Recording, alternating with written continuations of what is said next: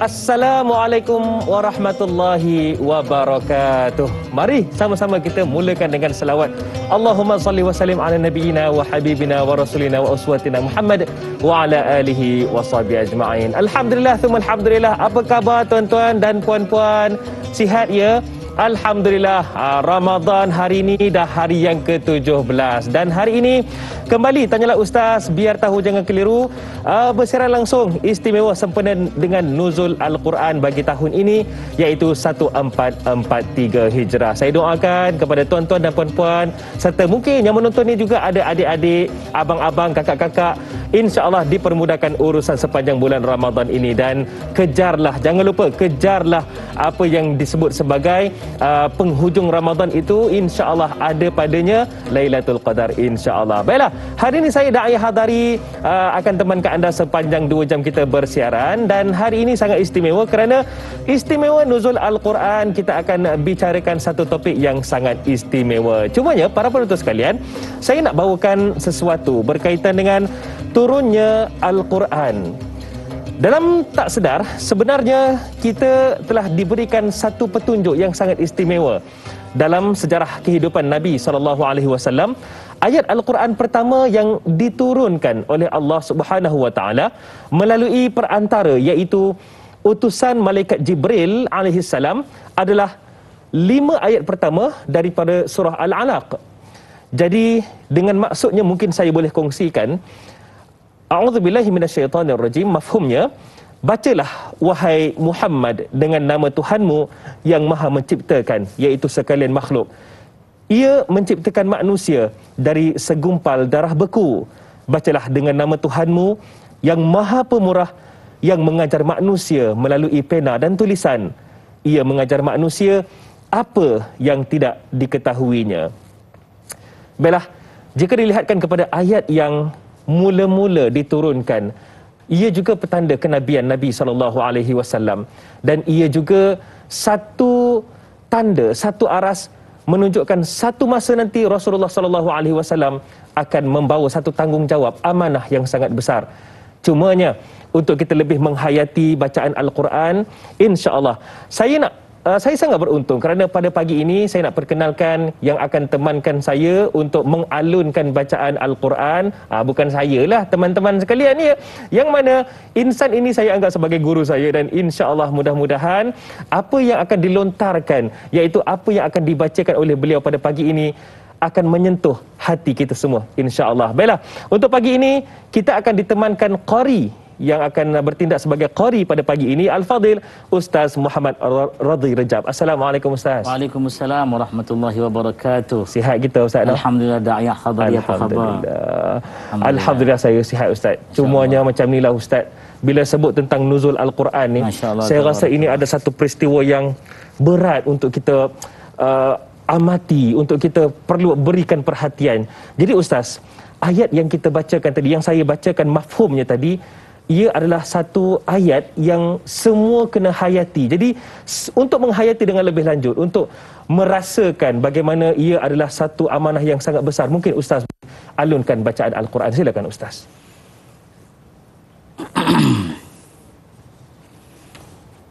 A'udzu billahi minasy syaithanir rajim.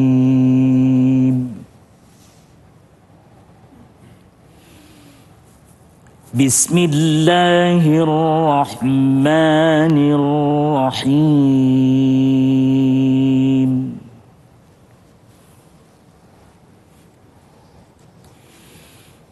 Iqra bismi rabbikal ladzi khalaq.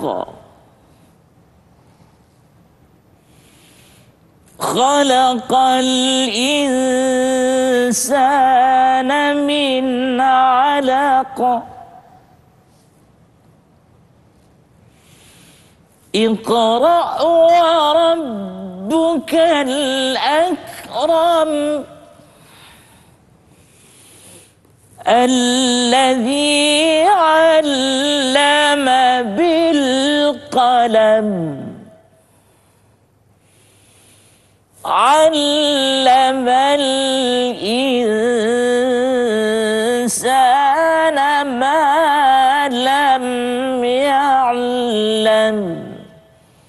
Sadaqallahul azim.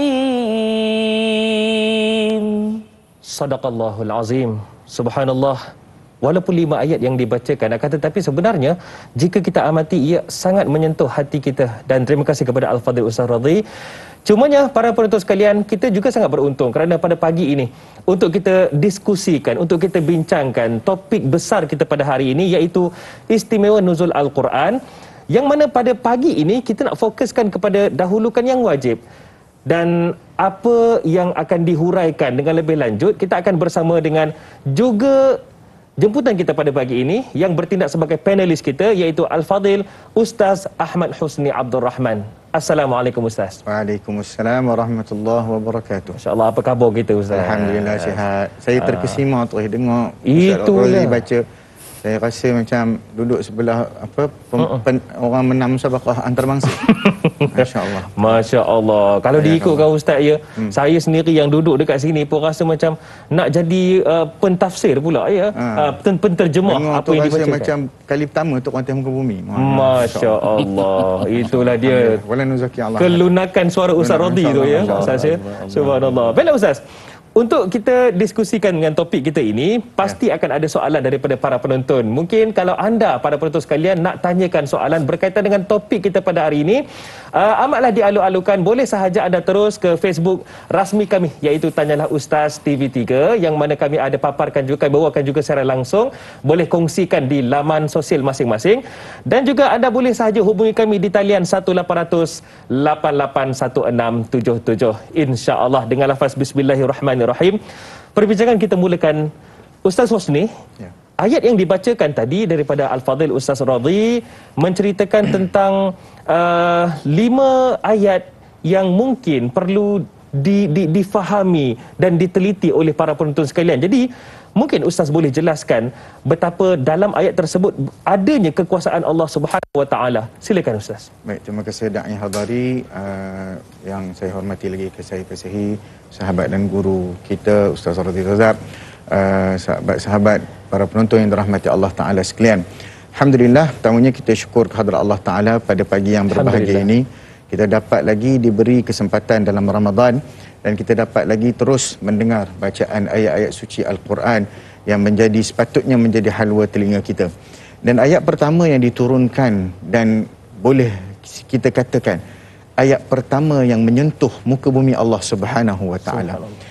Fa innahu nazzalahu ala qalbika biiznillah. Sesungguhnya Allah Taala menurunkan Al-Quran itu melalui perantaraan Jibril alaihi salam masuk ke dalam hati Nabi Muhammad sallallahu alaihi wasallam. Maka apabila kita merenung ayat yang pertama, Allah menyuruh kita memulakan segala-galanya dengan pembacaan. Iqra. Tidak ada budaya ataupun tidak ada agama, tidak ada apa-apa ketamadunan yang sebelum daripada Islam menyuruh untuk membaca dengan nama Tuhan. Islam sahaja yang pertama. Iqra bismi rabbikal ladzi khalaq. Baca dengan nama Tuhan. Baca buku, baca Al-Quran, baca kitab, baca surat khabar, baca papan iklan. Pernah baca papan iklan bismillah dulu? Tak pernah kan? Jadi maknanya setiap satu kullu amrin dzibalin la yubda'u bismillah fa huwa afdha. Setiap benda yang mempunyai manfaat, mempunyai tujuan, kalau tidak dimulakan dengan bismillah maka ia akan tergendala. Maknanya seolah-olah tak lepas benda tu. Okey, maka ini satu benda yang sangat tinggi. Membaca dengan nama Allah Subhanahu Wa Taala akan mengundang rahmat dan pandangan Allah serta panduan daripada Allah daripada apa benda yang kita baca. Ini asas yang besar, asas ilmu. Maknanya sebelum daripada apa-apa, ilmu itu qablal qawli wal amal. Sebelum bercakap, sebelum beramal. Maka inilah satu dasar yang Allah Taala letakkan awal, yang terawal, yang pertama sekali untuk umat manusia. Kemudian Allah menyebutkan tentang Iqra bismi rabbikal ladzi khalaq, tentang penciptaan. Sesuatu yang menjadi misteri di kalangan manusia, bagaimana Allah Subhanahu Wa Taala itu mencipta, bagaimana keunikan penciptaan manusia, alam sekitar dan seumpamanya. Iqra wa rabbukal akram, bacalah bacalah. Kenapa diulang 2 kali? kerana baca itu perlu diulang-ulang. Betul. Apabila diulang bacaan kali kedua mungkin mendapat manfaat yang berbeza. Sebab itu Allah lebih mulia, lebih pemurah untuk memberikan rezeki kefahaman kepada kita. Al-Quran dibaca berulang kali. Setiap kali jumpa ayat yang sama barangkali konotasinya mungkin kita faham berbeza. Itu hikmahnya. Kemudian Allah mengatakan dari sudut itu juga Allah mengatakan dari sudut tadi kita sebut dari sudut penciptaan, engineering, architecturing, semua perkembangan ilmu daripada situ. Dan Allah juga mengatakan bahawasanya allama bil qalam, maknanya mengajar dengan pena. Satu perkataan yang mula-mula didengari ataupun pena, tidak mungkin ada di dalam budaya itu menulis dan sebagainya. Sudah ada qalam itu, tetapi bagaimana qalam yang diciptakan oleh Allah Subhanahu Wa Taala. Dan Allah menyatakan di situ sebahagian daripada pedagogi pendidikan adalah dengan menggunakan alat bantu mengajar. Pena, ada benda-benda sokongan dan sebagainya. Kemudian allamal insana ma lam ya'lam. Allah yang memberi ilmu kepada manusia barang yang tidak diketahui. Allah. Sudah cukup untuk menjadi asas permulaan peradaban manusia yang beriman kepada Allah. Masya Allah. 5 ayat pertama Ustaz ada semua perkara tersebut. Cumanya Ustaz Husni berpesan kepada saya jangan biarkan Ustaz Radhi selesa pada pagi ini. Jadi mungkin Ustaz Radhi sedikit Ustaz.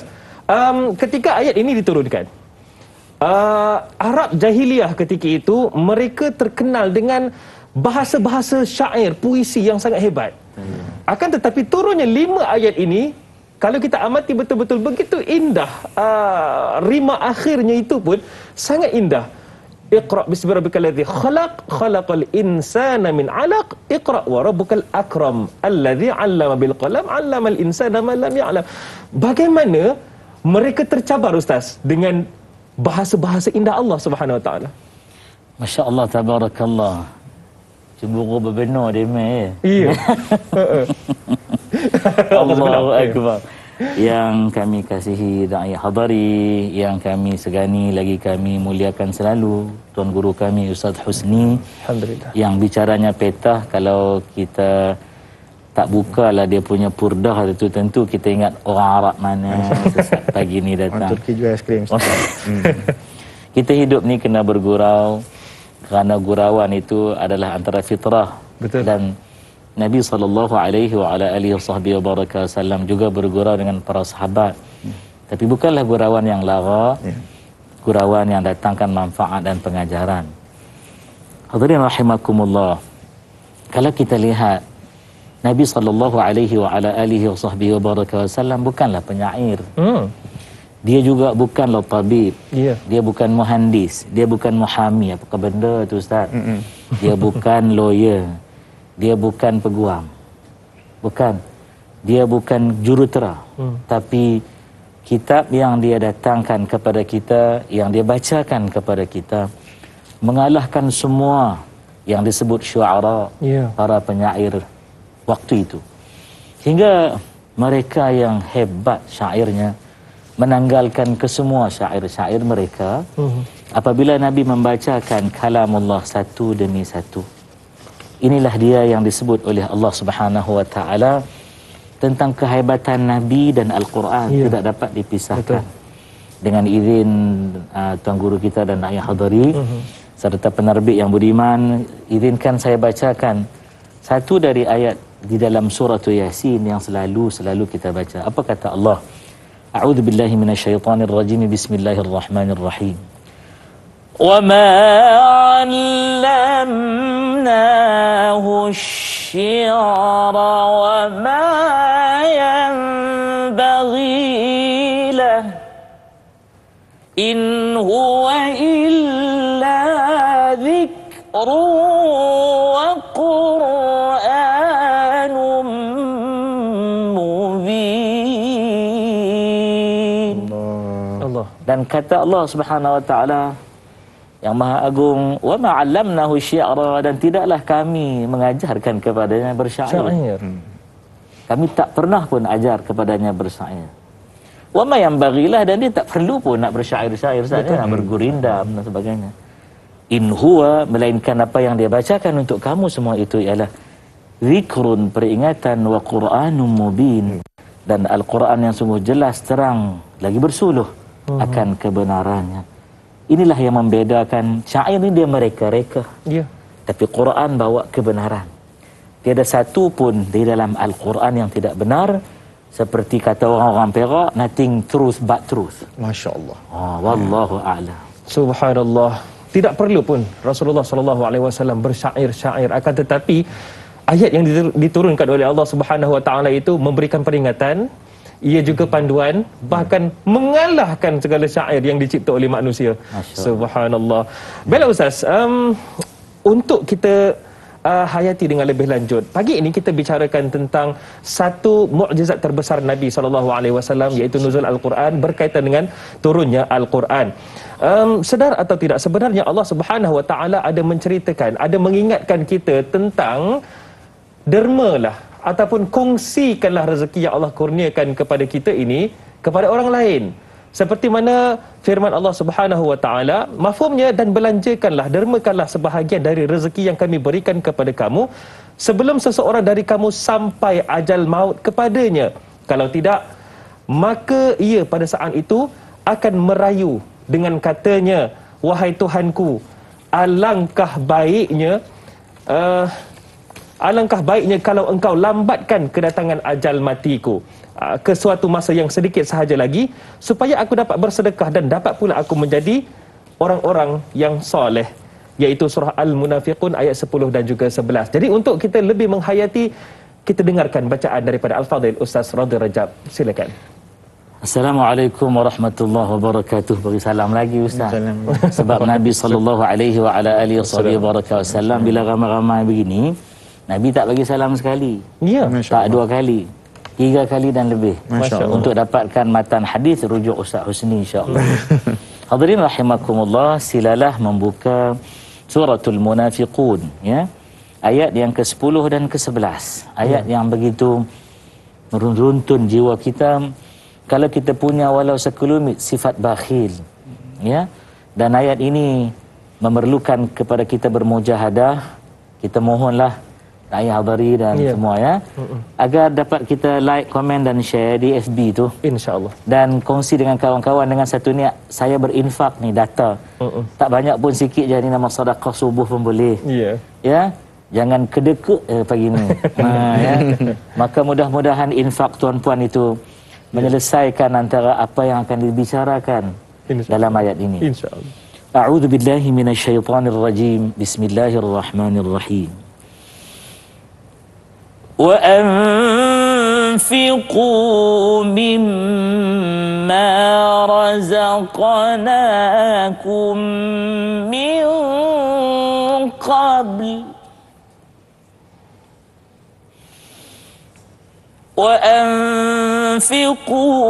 مما رزقناكم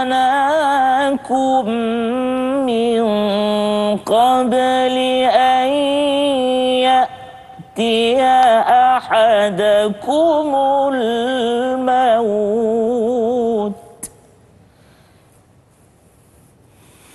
فيقول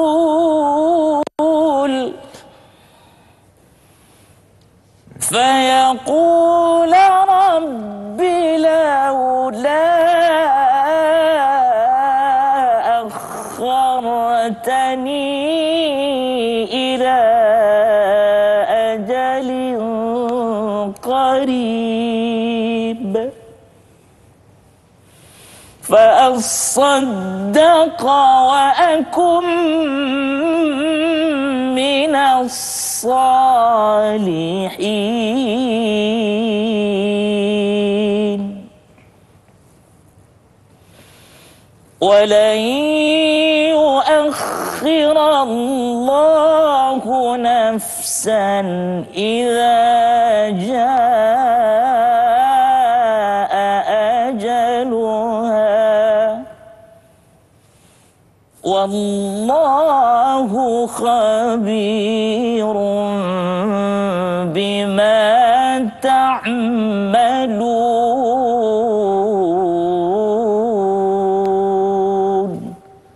صدق الله العظيم. Sadaqallahul azim. Alhamdulillah, satu penerangan daripada Allah Subhanahu Wa Taala berkaitan dengan infak ataupun sedekah.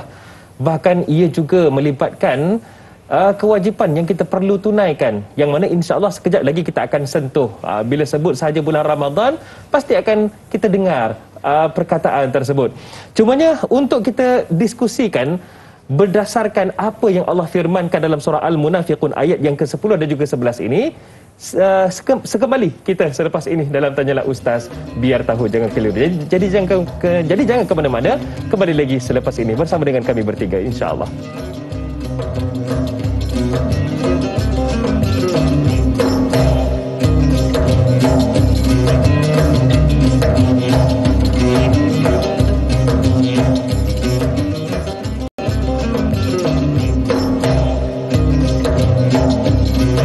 Alhamdulillah, tidak kira di mana sahaja anda berada, terima kasih kerana jadikan Tanyalah Ustaz, biar tahu jangan keliru sebagai teman pagi anda. Dan Alhamdulillah, pagi 17 Ramadan, mungkin ada yang sekarang ni seronok sebab cuti kan, duduk di rumah tu sambil-sambil cuti tu, bolehlah dapatkan manfaat dengan menonton sehinggalah ke hujungnya Tanyalah Ustaz, biar tahu jangan keliru. Hari ini kita diskusikan tentang istimewa nuzul Al-Quran, dahulukan yang wajib. Dan saya sangat beruntung ada dua orang guru saya di sebelah saya ni. Yang pertama, panelis kita Al-Fadhil Ustaz Ahmad Husni Abdul Rahman, dan juga yang bertindak sebagai qari kita, sedap suaranya, Al-Fadhil Ustaz Muhammad Radhi Rejab. Alhamdulillah.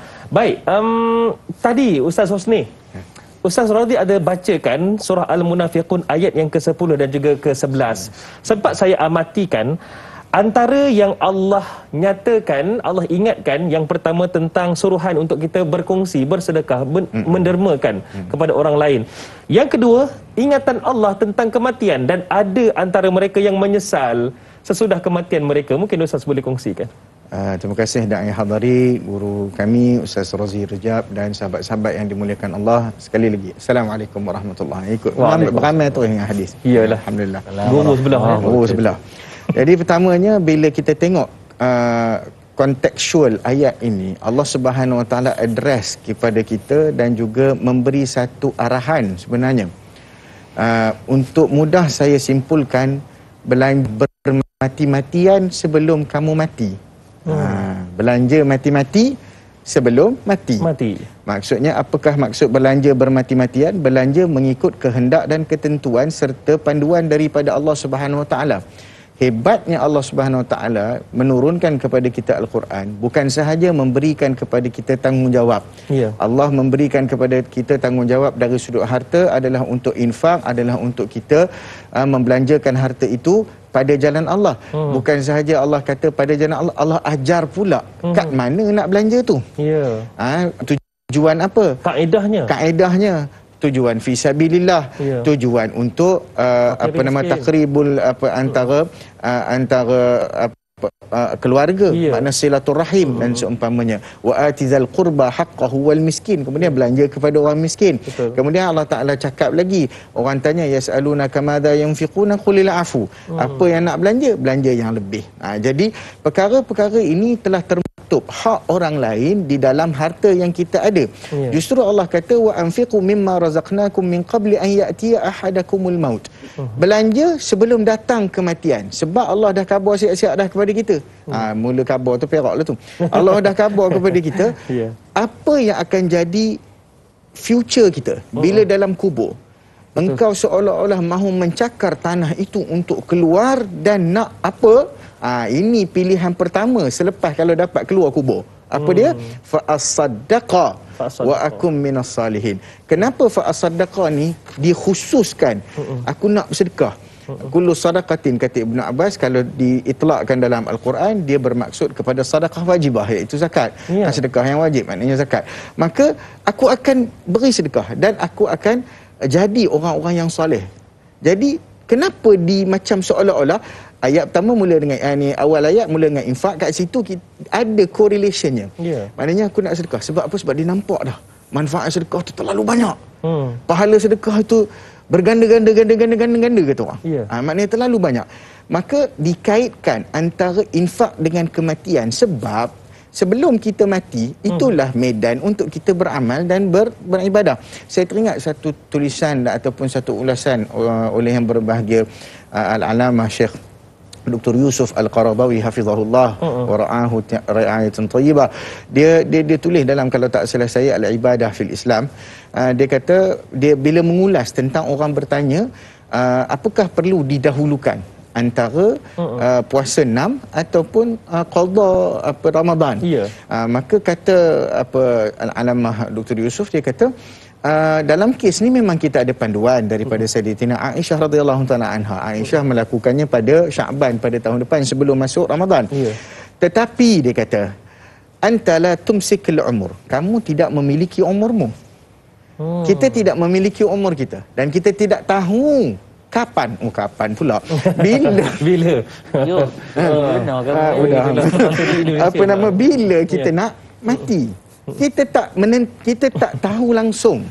Sebab itu ujung tu wala yuakhirallah idza jaa ajaluha. Maknanya takkan Allah lambatkan. Betul. Mati tu kalau dah tiba-tibalah. So kita tak tahu. Uncertainty tu dekat mati. Yang certainnya duit kita tu. Betul. Yang itulah yang kita kena bagi. So dia kata bagi dia afdal lagi mendahulukan qada puasa Ramadan daripada nak puasa 6. Kalau dari sudut afdaliyah, kita bercakap dari sudut afdaliyah, bukan bercakap dari sudut waktu ya. Itu kena beza. Jadi dia berdasarkan kepada itu, maksudnya terikatnya kita dengan kematian itu, sepatutnya kita buat sesuatu itu sebelum daripada masa tamat untuk kita beramal. Tarikh luput kita beramal bila nyawa dah sampai kerongkong, habislah. Belum tu pun dah tak larat nak buat apa dah. Betul, kan? Betul. Jadi inilah satu pesanan yang sangat padu daripada Allah Subhanahu wa taala, bila mana Allah sebut pula ujung, wallahu khabirum bima ta'malun.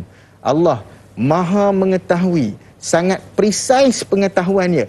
Allah tahu kamu nak kelok ke mana, kamu nak kelio ke mana, kamu nak nipu ke mana, kamu nak gelecek ke mana. Allah tahu tindak tanduk. Allah kenal hampa. Allah kenal kamu. Ketuk sahlah kamu cuba-cuba nak seleweng, nak menipu diri sendiri, apatah lagi menipu Allah Subhanahu wa taala. Mungkin kita nak cerita dengan lebih lanjut lah, Ustaz Radhi. Ayat Allah Subhanahu Wa Taala sangat indah. Sebagaimana syariat solat, dia akan disusuli juga dengan sedekah wajib yang Ustaz Husni sebutkan tadi, iaitu zakat. Aqimus solah wa atuz zakah. Mengapa setiap suruhan itu akan ada disebutkan sebagai link dia dengan izin ataupun kaitannya? Mungkin Ustaz boleh kongsikan. Bismillahirrahmanirrahim. Allahumma salli ala Muhammad wa ala ali Muhammad. Masya Allah, tabarakallah. Kena jadi penel juga. Allah Subhanahu wa ta'ala jadikan sesuatu itu berpasang-pasangan. Tidak single-singlean dengan izin. Tidak fardun. Bahkan kalau kita lihat ayat di dalam Al-Quranul Karim surah Yasin, Subhana, kata Allah Maha Suci Allah. Alladzi khalaqal azwaj, yang mana menciptakan hamba-hambanya itu dalam bentuk berpasang-pasangan. Maka bila datang pasang-pasangan, fitrahnya mesti ada pasang-pasang gitu juga di dalam ibadah kepada Allah Subhanahu wa taala, agar manusia tahu bahawa agama ini syariatnya bukanlah dipisah-pisahkan. Saya puasa tapi tak semayang, tak apa, tak boleh, masalah. Tak boleh. Ya. Dan ada orang berkata, saya dirikan solat, cukuplah, tak perlu nak zakat-zakat, cukup kerana amalan yang akan dihisab. Siap berhujah Ustaz. Betul. Ada hujah tu. Nak kata jadi peguam hidup. Jadi mereka mengatakan cukup kami solat. Tapi Allah kata tidak. Wa atuz zakah. Dan mereka juga mesti mengeluarkan zakat. Sebab itu kalau kita lihat dalam sirah, yang khalifah yang pertama, Sayyidina Abi Bakr radhiyallahu taala anhu wa ardah, yang memerangi golongan yang tidak mahu membayar zakat.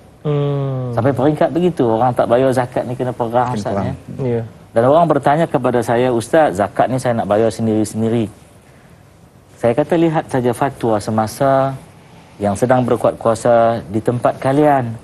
Tak boleh tanya saya, kami mubaligh ni bukannya hakim syar'i Ustaz ya. Bukan qadi, bukan pegawai tadbir agama daerah, bukan. Bukan mufti ya.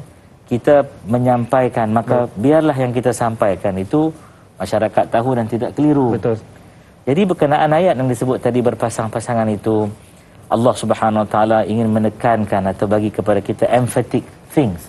Satu perkara yang paling dia mesti diambil perhatian ialah agama ini datang dalam bentuk yang syumul, kamil, sempurna. Betul. Ya. Betul. Sedangkan Allah berfirman lagi, udkhulu fis-silmi kafah. Kamu duduk dalam agama ni masuk betul-betul lah keseluruhannya. Dan jangan kamu wala talbisul haqqa bil batil. Jangan kamu duduk pakai-pakaikan yang hak yang benar itu dengan kebatilan. Ya. Dan yang paling dahsyat sekali akhirnya Allah tanya, afatu'minuna bi ba'dil kitabi wa takfuruna bi ba'd? Adakah kamu nak beriman sebahagian daripada isi kitab Al-Quran dan kitab-kitab yang sebelumnya dari Al-Quran? Wa takfuruna bi ba'd, dan kamu nak kufur sebahagiannya yang lain. Inilah yang membawa kepada kita agar kehidupan kita ini komprehensif, iaitu melakukan suatu perintah Allah secara keseluruhan. Wallahu a'lam. Saya suka dengan ayat Ustaz menceritakan bahawasanya tadi ayat Ustaz sebut tentang kafah. Islam itu datang dan perlu diamalkan secara keseluruhannya. Jadi Ustaz, ada satu soalan yang kita dah terima ni. Soalan dinyatakan kebiasaan di bulan Ramadan kita berpuasa, kemudian bertarawih dan memperbanyakkan sedekah. Tapi bagaimana, macam kita diskusikan dengan Ustaz Radhi tadi, macam mana kalau tidak menunaikan solat fardu, kemudian tidak berzakat atau menutup aurat? Adakah sah puasa kita? Dan kalau tidak, bagaimana kesannya terhadap yang lain pula? Silakan Ustaz. Baik, terima kasih Da'i Hadari, Ustaz Razi, sahabat-sahabat yang dimuliakan Allah Subhanahu Wa Taala. Menarik bagaimana agama ini dilihat menyokong antara satu dengan yang lain. Betul. Maka kalau kita nak menjadi seorang Muslim mukmin yang sempurna, kita hendaklah, bila kita sebut perfect, kalau orang tu perfectionist, dia akan meneliti setiap sesuatu dengan sesempurna mungkin. Mesti sesempurna mungkin. Maka kalau ada kalau gosok bajunya tu Ustaz Rozi, dia ada said tu, kalau terkena luka Ustaz. Nak tunjuk baju dia. Bukan, bukan. Contoh. Teman tak ada said berkodot baju ni pun. Tapi yang pentingnya maksudnya dia menjaga setiap kesempurnaan supaya tak nampak cacat. Betul. Maka dalam agama ini saling kait mengait antara yang fardu dan wajib. Imam As-Suyuti rahimahullah dalam Al-Ashbah wan Nazair mengutamakan ataupun mengutarakan satu kaedah, al-fardu afdalu minan nafli. Satu kewajipan itu adalah lebih afdal daripada sesuatu bentuk benda yang sunat. Jadi kalau kita melakukan antara satu amalan dengan satu amalan yang lain, pertama sekali kita tengok dalam ayat ini ataupun dalam soalan yang ditanyakan tadi, kita puasa, kita tarawih dan banyak sedekah. Puasa tu benda wajib. Betul. Tarawih sunat, banyak sedekah pun sunat. Tetapi kalau kita tak tunaikan solat fardu, tidak berzakat ataupun kita tidak menutup aurat, maka sah tak puasa? Dari sudut keabsahan puasa, puasa tu sah sebab kalau ikut rukun, ikut dia punya tu sah lah. Cantiklah sahnya. Tetapi bukan sekadar sah. Ibadat kita bukan acah-acah sah, bukan sekadar sah, tetapi perlu lebih absah. Maksudnya kena lebih benar dari sudut kaedahnya. Bagaimana kita tadi Ustaz Razi sebut wa tu'minuna bi ba'dil kitab afatu'minuna bi ba'd wa takfuruna bi ba'd. Kamu beriman dengan separuh, kamu tinggal separuh. Ini bermaksud kita seolah-olah bermain-main dengan apa yang Tuhan suruh kita buat. Sedangkan perkara yang wajib itu perkara yang tidak boleh langsung ditinggalkan. Kaedah yang dikemukakan oleh Ibnu Hajar Al-Asqalani rahimahullah, man syaghalahu al-fardu 'anil nafli fa huwa ma'dzurun wa man syaghalahu al-naflu 'anil fardi fa huwa maghrurun. Siapa yang disibukkan dengan kefarduan daripada melakukan perkara-perkara sunat, maka dia diberi uzur. Maksudnya dia diberi uzur daripada benda sunat tu. Maknanya tak buat, tak apalah, lebih kurang gitulah. Tetapi siapa-siapa yang disibukkan dengan benda sunat rather than sibuk cakap orang perak gitu, lain macam orang perak, rather than dia sibuk dengan benda wajib, fahuwa maghrur, dia tertipu sebenarnya. Maksudnya dalam hal ni tidak kita panggil puasanya itu puasa sah tapi tidak indah, puasa sah tapi rosak. Kerana apa? Kerana meninggalkan kefarduan. Fardu perlu didahulukan dalam at any cost. Jangan buat separuh, tinggal separuh. Ya. Tidak. Baik. Ustaz Husni dan juga Ustaz Radhi, sebenarnya para penonton sekalian juga, Allah Subhanahu Wa Taala setiap kali menyuruh sesuatu sebenarnya ada kebaikan untuk diri kita.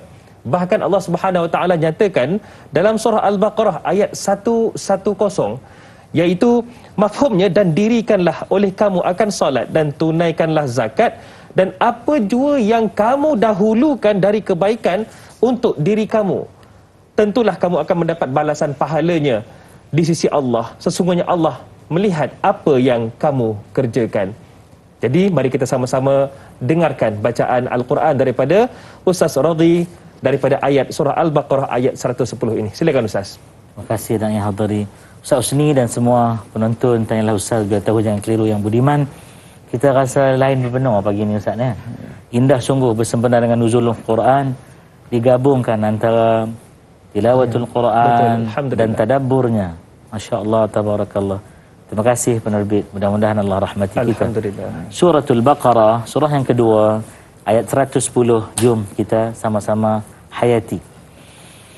A'udzu billahi minasyaitonir rajim. Bismillahirrahmanirrahim. Wa aqimus salata wa atuz zakah.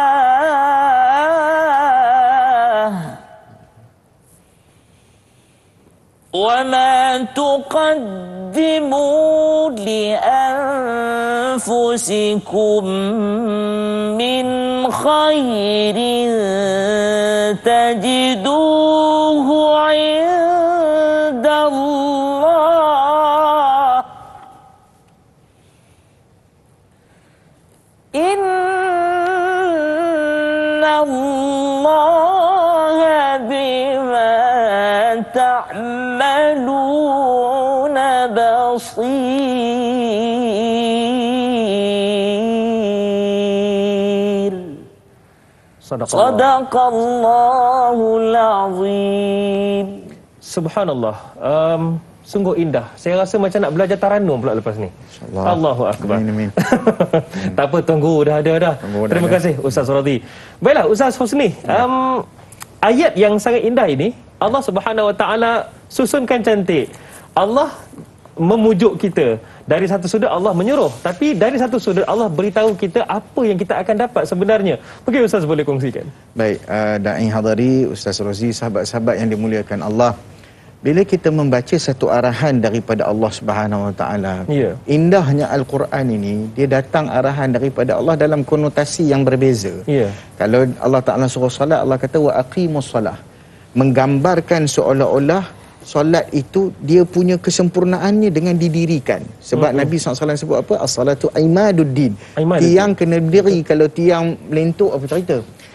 Ceritanya begitu. Sebab tu semayang kena semayang melentuk, apa cerita? Jadi maksudnya tak jadi. Ceritanya Allah dia arah dalam satu kalimah aqimu tu mengandungi segala intipati ibadat yang nak diceritakan ataupun nak diberikan arahan. Bila datang haji, Allah kata wa atimmu al-hajj wal umrata lillah, sempurnakan. Sebab apa? Sebab orang masuk haji, masuk umrah tak selesai tak boleh keluar. Cerita dia.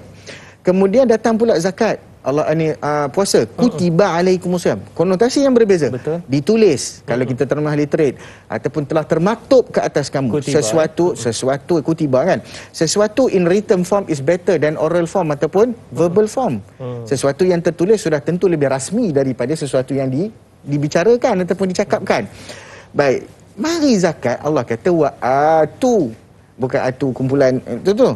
Maknanya atu. Atu ni apa maksud dia? Daripada dalam, daripada tak nampak buat keluar bagi nampak. Nampak? Kemudian hebatnya Allah Taala bagi pula maqasidnya setiap satu. Terlalu banyak. Kalau dalam solat, dalam zakat, terlalu banyak maqasid. Saya teringat kaitan kenapa dikaitkan solat dengan zakat ni. Syekh Mustafa Dib Al-Bugha, waktu dia datang ke Malaysia dulu, dia pernah syarah ayat ni. Dia kata kamu salat dan kamu bersama-sama dengan jamaatul muslimin, kamu berkongsi pahala 27 kali ganda tu dengan sahabat kamu yang sebelah. Tetapi setelah kamu menunaikan solat, tegakah kamu membiarkan rakan sebelah tidak makan dan kelaparan kerana kamu tidak berkongsi hartamu dengan dia? Tadi kamu berkongsi pahala dalam solat. Kenapa kamu tidak berkongsi harta kamu dengan dia? Ya. Kerana itu digandingkan antara solat dan zakat. Dia mesti beriringan. Dan Allah kata apa? Wa ma tuqaddimu min khairin tajiduhu indallah. Apa yang kamu belanjakan itu, kamu akan dapat di sisi Allah. Sebab kalau nak dapat di sisi manusia, ada manusia ucap terima kasih, ada manusia meraban tebin. Kan? Ada manusia, kalau kita nak harapkan pujian manusia setakat mana? Mungkin sehari dua. Esok lusa dia tahu kita ni, dia patah balik, dia balas balik kita. Kalau kita nak cari apa, dah tak jadi apa dah, duit yang kita dah bagi dah tak ada kat tangan kita. Maka ada dekat mana? Berada di simpanan Allah SWT. Berada di mana? Di Ahliyin, di tempat yang tinggi.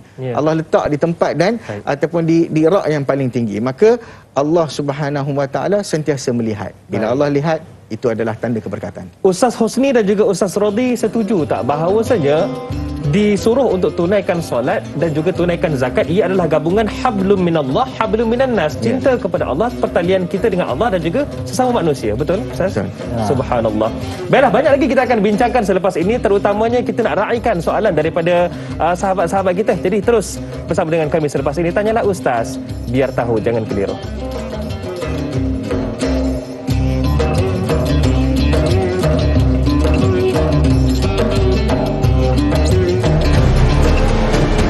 Orang kadang-kadang fikir Al-Quran ni dah dicetak sebab orang tengok yang dah siap. Seni Zukhruf ni memakan masa 100 jam untuk menghasilkan satu lembaran.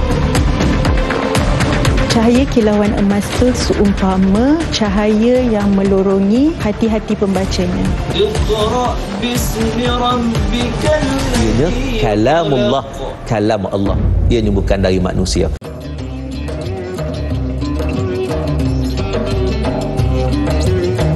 Tanyalah Ustaz, biar tahu, jangan keliru. Dan hari ini Alhamdulillah, istimewa Nuzul Al-Quran, kita bawakan perbincangan tentang dahulukan yang wajib. Para mertua sekalian, sedar atau tidak, setiap hari pasti kita akan berhadapan dengan pelbagai persoalan dalam jiwa kita, membelenggu fikiran kita.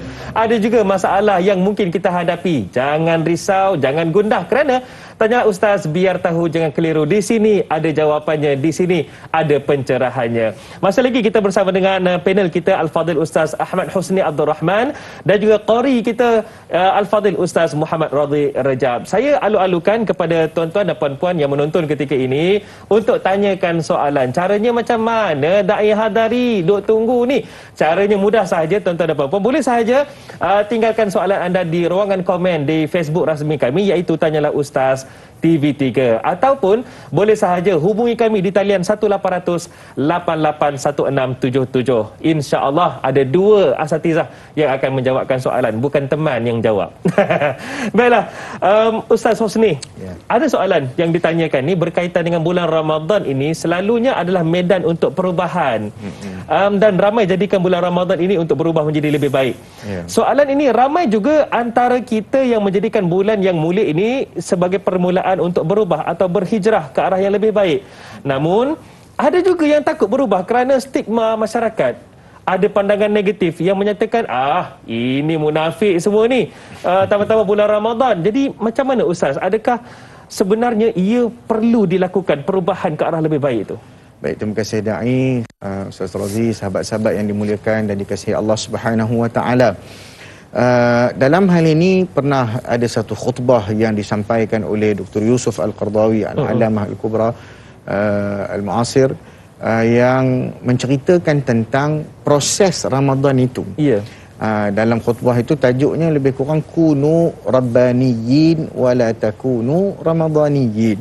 Jadilah kamu Rabbani, bukan Ramadani. Apa maksud Rabbani? Bukan masuk grup nasyid, tapi maksudnya walakin kunu rabbaniyin bima kuntum tu'allimunan nas. Maknanya jadilah kamu orang-orang Rabbani. Maksudnya kita ni amat patuh kepada Allah Subhanahu Wa Taala. Makna darjat kepatuhan itu sentiasa merasakan diri itu hamba Allah, bukan hamba Ramadan. Maknanya kita berubah kerana Allah, bukan berubah kerana Ramadan. Maka itu adalah konotasinya. Maknanya secara umum kita memahami bahawasanya berubah itu bukan sekadar berubah di bulan Ramadan. Bahkan datang dalam beberapa kata-kata ataupun nasihat para ulama, kata sesiapa yang berubah hanya pada bulan Ramadan, dia sebenarnya hanya ialah maknanya berlakon di hadapan Allah Subhanahu Wa Taala. Maknanya bila masuk bulan tu dia baik bulan tu sahaja. Dan ni kemudian ada juga hadis yang lain Nabi sebut raghima an famri'in dakhala alaihi ramadan thumma rukhiya anhu wa lam yughfar lah. Sangat celaka, sangat kecewa, sangat rugi orang yang seseorang yang masuk Ramadan, berlalu Ramadan, kemudian dia tidak diampunkan dosanya. Maka macam mana kita nak balance between these two? Nak balance antara dua these two extreme, nak seimbang antara aku nak berubah ke tak? Sekarang berubah, orang kata berubah pasal Ramadan. Lepas tu lepas Ramadan jadi balik, patah balik. Setan kena lepas, kita pun join grup WhatsApp balik kan. Jadi cerita dia, kita sebenarnya mengambil ruang, sebab perubahan ini yang saya selalu sebut, biar kalau kita sudah terlewat, jangan sampai kita tak sempat. Maksudnya, kalaulah Ramadan ini menjadi satu lonjakan, satu motivasi untuk kita, usah peduli kata orang, kerana kita berubah bukan kerana manusia. Kita berubah bukan kerana ibu ayah kita berubah bukan kerana anak-anak kita berubah bukan kerana isteri kita. Kita berubah kerana kita tahu dan sedar bahawasanya Allah sedang memerhati kita. Apa akan jadi kalau kita tangguhkan taubat dan tangguhkan perubahan? Kan? Macam mana kisah seorang lelaki yang telah membunuh 99 nyawa, dilengkapkan pula 100 sebab kawan tu bagi fatwa silap kan. Bagi fatwa silap, marah kawan tu, bunuhnya last sekali. Lepas tu pergi lagi seorang, yang seorang lagi gamaknya dia dah dengar cerita kena bunuh. Dia tahulah, dia ada ilmu. Dia kata tak apa, kamu pergi jauh daripada manusia. Sebab apa? Sebab kita tak akan boleh duduk dalam komuniti orang yang kenal kita. Sebab tu bila kita nak berubah dalam komuniti orang nak kenal, orang macam dia akan datanglah macam-macam tu. Tak adalah pula kata saya nak berubah di tempat kerja, apa saya perlu pindah kerja, tak payahlah. Tapi memindahkan diri kita daripada situasi. Kita pindah ni banyak cerita, hijrah ni banyak dia punya konteks dia. Jadi dia pergi tu bukan Allah kira berapa jauh. Bila datang malaikat tu hanya lebih tangan dia saja ke tempat yang dia nak pergi bertaubat itu, dan langsung dia ditarik masuk ke dalam syurga Allah. Allahu Akbar. Maksudnya, ambil ruang. Jangan kita abaikan peluang yang ada dalam Ramadan. Allah hadiahkan Ramadan ini in split second. Allah ubah, bukan ubah apa pun. Ubah timing, ubah bulan. 5.50 sekarang ni kita masuk subuh 5.58. Kan? Subuh dengan maghrib, ingat benar sekarang. Subuh 5.54. Maghrib 7.20, 21. Bila masuk 5.57, 5.58 automatically kita berhenti makan, berhenti minum, yang merokok berhenti merokok kan. Yang boleh pula. Boleh. Patuh ya? Patuh. Sebab apa? Sebab dia tahu itu ada restriction dia. Dia boleh buat. Kalau manusia kata manusia tak boleh berubah secara drastically, pembohong. Sebab Allah hadiah Ramadan. Ramadan ni membuktikan manusia boleh berubah sekali. Boleh berubah. Boleh berubah. Jadi Allah bagi ruang, tempat untuk kita berubah. Rugi kalau kita tak ambil kesempatan. Biarlah kita ambil dulu kesempatan. Moga-moga dengan perubahan yang kita mulakan, Allah taufikkan sampai kita berubah betul-betul. Para penonton sekalian, Allah itu amat dekat. Fa iza sa'alaka ibadi anni fa inni qarib. Apabila ditanyakan kepada kamu wahai Muhammad mengenai oleh hamba-Ku mengenai diriku, sesungguhnya aku amat dekat. Itu firman Allah Subhanahu wa taala. Baiklah, tadi kita ada sentuh mengenai zakat. Sebenarnya cantiknya Al-Quran ini para penonton sekalian, Allah Subhanahu wa taala ceritakan dengan lebih lanjut mengenai siapakah mereka yang berhak ataupun ada hak ataupun yang ada bahagian untuk layak menerima zakat. Seperti mana firman Allah dalam surah At-Taubah ayat yang ke-60. Jadi mari sama-sama kita amatikan apa yang difirmankan oleh Allah Subhanahu wa taala dalam surah At-Taubah ayat 60 ini. Sila daripada Ustaz Radhi Rajab. Silakan Ustaz. A'udzu billahi minasyaitonir rajim. Bismillahirrahmanirrahim. إنما الصدقات للفقراء والمساكين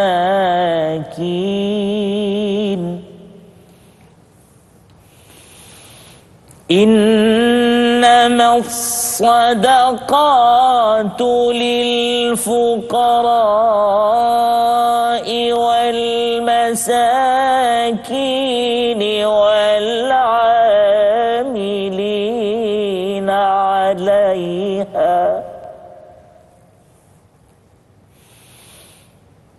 والعاملين عليها والمؤلفة قلوبهم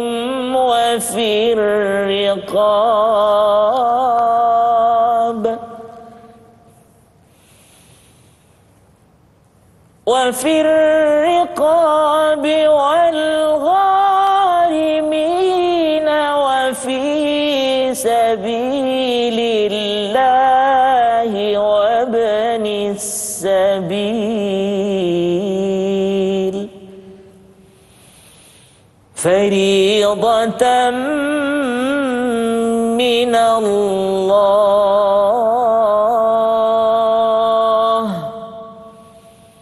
والله عليم حكيم صدق الله العظيم. Sadaqallahul azim. Firman Allah Subhanahu wa taala, sesungguhnya sedekah-sedekah iaitu zakat itu hanyalah untuk orang-orang fakir dan orang-orang miskin dan amil-amil yang mengurusnya dan orang-orang mu'alaf yang dijinakkan hatinya. Dan untuk hamba-hamba yang hendak memerdekakan dirinya dan orang-orang yang berhutang dan untuk dibelanjakan pada jalan Allah dan orang-orang yang musafir yang keputusan dalam perjalanan. Ketetapan hukum yang demikian itu ialah sebagai satu ketetapan yang datangnya dari Allah, dan ingatlah Allah Maha mengetahui lagi Maha bijaksana.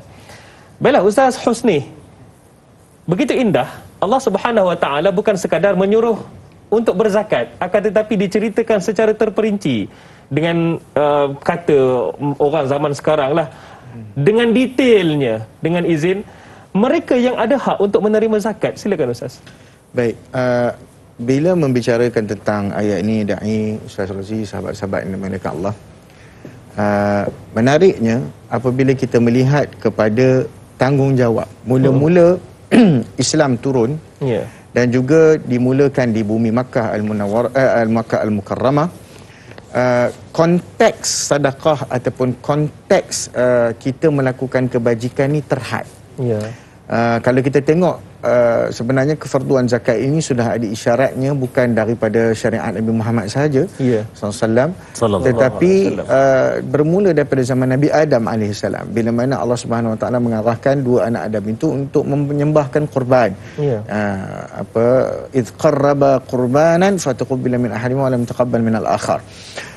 Dan dua binatang benda kurban tu, satu kibah ataupun kambing, orang Minang kata kambiang, satu lagi diberi dalam bentuk tanaman. Itu sebenarnya isyarat dua-duanya adalah harta yang diwajibkan zakat. Okey, satu ternakan, satu tanaman. Kemudian datang pula bila ditanya kepada Nabi Allah Isa yang bercakap dalam usia bayinya, wa ausani bis salati waz zakati ma dumtu hayya. Aku diberi wasiat untuk diberi pesan untuk mendirikan solat dan menunaikan zakat selagi mana aku hidup, kata Nabi Isa waktu kecilnya. Kemudian datang syariat Nabi Muhammad SAW, dimulakan dengan membantu golongan-golongan du'afa, membebaskan hamba pada zaman Mekah. Kebaikan nampak dalam bentuk itu. Maknanya dia dalam dalam kerangka untuk membentuk satu kefarduan. Nampak dia nak pergi ke mana tu. Sehinggalah sampai ke Madinah Al-Munawwarah, bila mana zakat difardukan pada tahun kedua. Zakat difardukan, belum lagi ada perinciannya seumpama ni.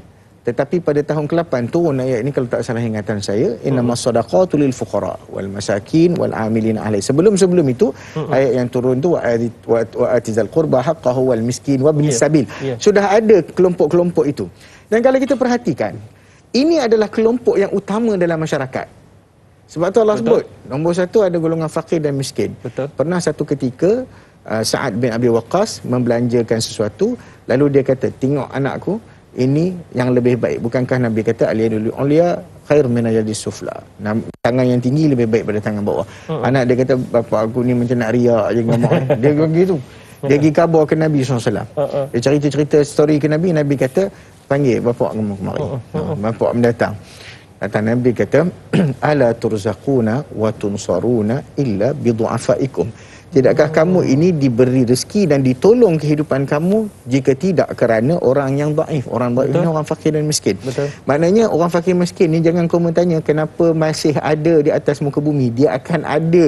Sebab dialah yang mengimbangi kehidupan kita sebenarnya.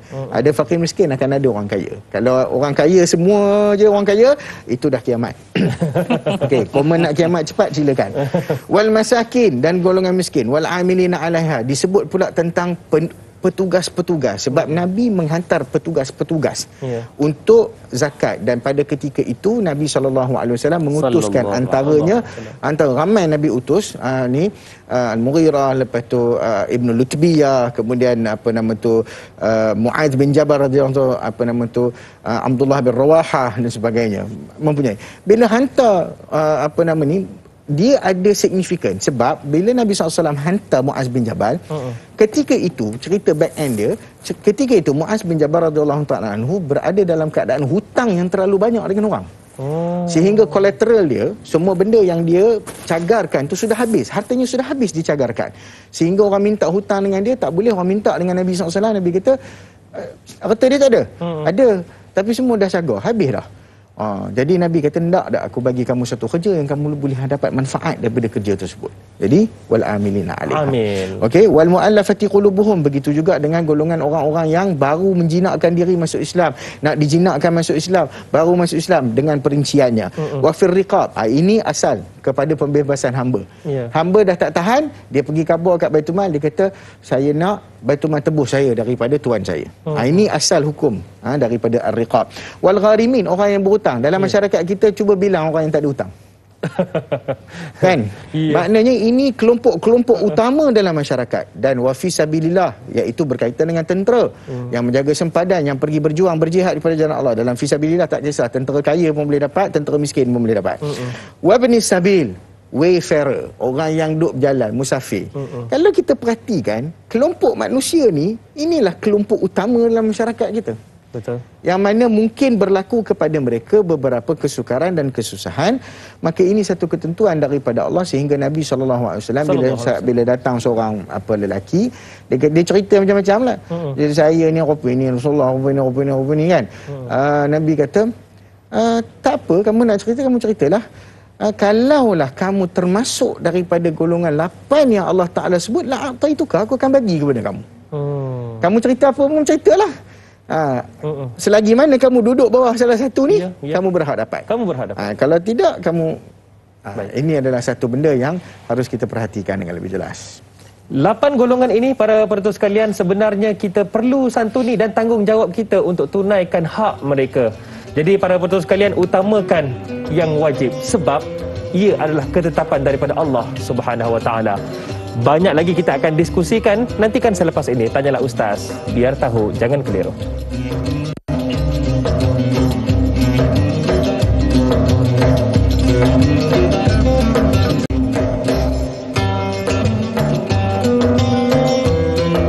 Istimewa nuzul Al-Quran, dahulukan yang wajib. Inilah yang kita bincangkan dari awal tadi sampai sekarang dan hinggalah ke hujungnya.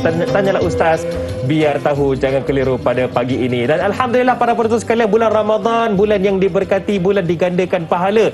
Tuan-tuan, puan-puan, duduk saja tonton Tanyalah Ustaz ni pun, dengar je kan. Itu pun insya-Allah Allah akan lipat gandakan pahala buat kita. Amin ya rabbal alamin. Dan pagi ini kita bersama dengan panel kita Al-Fadhil Ustaz Ahmad Husni Abdul Rahman dan juga qari kita Al-Fadhil Ustaz Radhi Rajab. Kita sembang berkaitan dengan topik kita hari inilah, iaitu dahulukan yang wajib, istimewa nuzul Al-Quran. Baik, Ustaz Husni, ada soalan berkaitan dengan hukum hakam ni. Tadi alang-alang kita cerita pasal zakat lah kan. Jadi mungkin ramai yang nak tahu. Jadi saya mewakili para penonton di luar sana nak tanyakan, status anak tiri atau anak angkat, macam mana kita nak tunaikan zakat buat mereka, Ustaz? Okey, baik. Bismillah, wassalatu wassalamu ala Rasulillah, da'i hadari dan juga sahabat-sahabat Ustaz Razi. Status anak angkat dan anak tiri. Pertamanya, tak kira apa status dia. Ya.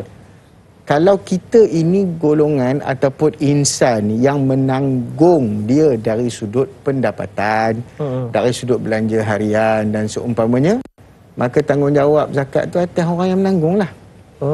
Okey, senang je macam tu. Kita kena tengok tanggungjawab tu atas orang yang menanggung. Tapi kena tengok kalau anak tiri tu masih lagi mungkin ada ayah dia masih hidup lagi dan sebagainya, dan ayahnya juga sepatutnya memang bapak dia tu yang kena jaga. Tu kena hati-hati. Sekarang ni kita selalu bila dah bercerai, na'udzubillah min zalik, bila dah bercerai, bapak tu kadang dia tak peduli. Kadang ada bapak tak peduli, kadang ada mak tak peduli. Bukan cuma salah bapak pun, tapi maknanya ada bapak yang tak peduli, ada mak tak peduli. Tetapi anak tu masih anak kita. Yang tak wajib nafkah tu kat isteri yang telah cerai tu, anak tu tetap kekal nafkah. Jadi tanggungjawab tetap pada asalnya, asal pada tanggungjawab itu tetap tertakluk kepada ayah dia. Okey, kepada ayah asal lah kalau anak tiri. Tapi kalau anak angkat yang memang duduk dengan kita, yang memang kita bela, takkan dah duduk dengan kita bela, kita kata bila datang dekat peterah, kan bayar sendiri lah. Kan? Atau tumpah budak tu. Kan? Mana maunya. Jadi ceritanya, mayya'ul, maknanya orang yang menanggung perbelanjaan. Sebab tu ada banyak perbahasan di kalangan para ulama, terutama bagi anak-anak yang sudah mempunyai harta sendiri. Maka anak yang sudah mempunyai harta sendiri dia kena bayar. Kalau dia ada duit, dia sendiri kena bayar. Tapi tetap kalau bapak dia bayar tak ada masalah. Contoh anak perempuan, orang kata sampai dia berkahwin, maka lepas kahwin tu tanggungjawab jatuh kepada dia ni. Tapi kalau dah dia pun dah besar, dah ada kerja, bapaknya pun dah tua, bapak juga nak bayar. Jadi maksudnya itu perlukan kepada kefahaman dan juga perbincangan. So apa-apa pun asal, hukum asal memang sesiapa yang menanggung itulah menanggung perbelanjaan, menanggung ni, itulah tanggungjawab zakat ni fitrah ke atas dia untuk dilunaskan pada bulan Ramadan. Termasuk anak angkat juga. Termasuk anak angkat. Baik, itu dia satu pencerahan dan insya-Allah mudah-mudahan jadi panduan buat kita. Baiklah. Cantiknya Al-Quran yang Allah Subhanahu Wa Taala nyatakan dalam surah Al-Baqarah ayat yang kedua, "Dzalikal kitab la raiba fih." Kitab itu iaitu Al-Quran itu tiada keraguan di dalamnya, bahkan hudal lil muttaqin, petunjuk bagi orang yang bertakwa.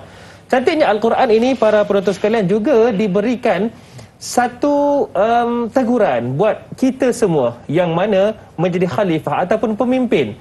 Dalam surah Al-Anbiya ayat yang ke-73, Allah Subhanahu Wa Taala menyatakan, "Dan kami jadikan mereka ketua-ketua ikutan yang memimpin manusia ke jalan yang benar dengan perintah kami, dan kami wahyukan kepada mereka mengerjakan kebaikan dan mendirikan salat serta memberi zakat, dan mereka pula sentiasa beribadat kepada kami."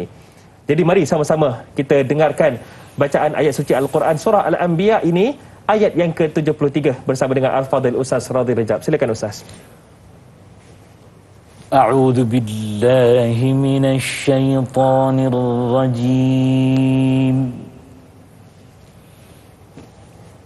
Bismillahirrahmanirrahim. وَجَعَلْنَاهُمْ أَئِمَّةً يَهْدُونَ بِأَمْرِنَا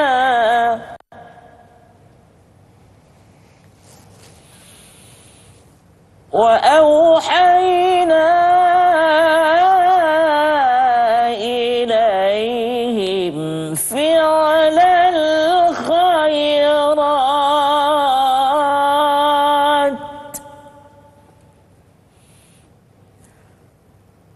وَإِقَامَ الصَّلَاةِ وَإِيتَاءَ الزَّكَاةِ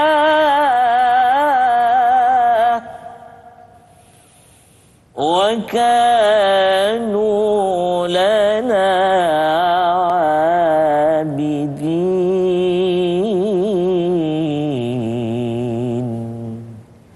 Sadaqallahul azim. Sadaqallahul azim. Subhanallah, indah ayat Allah Subhanahu Wa Taala di sebalik kata-kata yang indah ini Allah Subhanahu Wa Taala berikan ingatan kepada kita semua yang mana menjadi pemimpin bagi yang dipimpin.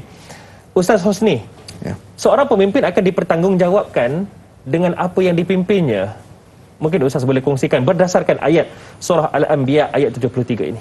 Baik, Da'i Hadari, sahabat-sahabat Ustaz Fazil Jad yang dirahmati Allah Subhanahu Wa Taala sekalian, ini adalah satu benda yang menjadi bebanan sebenarnya kepada seorang pemimpin.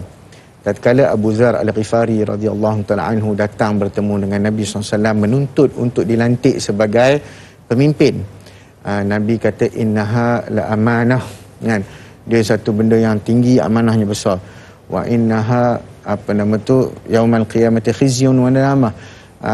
Benda ni akhirat esok akan jadi satu kekesalan kepada kamu, bentuk penyesalan dan benda yang akan menyusahkan kamu ke akhirat esok. Sebab Nabi SAW memahami karakteristik Abu Zar Al-Ghifari. Abu Zar ni orang yang karimun jawad, maknanya dia ni sangat pemurah. Mana kata kalau ada duit kat dia semua dia bagi kat orang. Akan berikan. Dia bagi semua sekali. Dia tak simpan kat dia pun. Maksudnya dia mudah kesian kat orang dan sebagainya. Jadi karakteristik itu Nabi SAW lihat tidak bukanlah tak layak, dia layak, soleh pun layak, tapi tidak kuat untuk menjadi seorang yang pemimpin. Kerana apa? Kerana mungkin dengan kebaikan dia yang sangat itu, dia boleh dimanipulasi. Okay?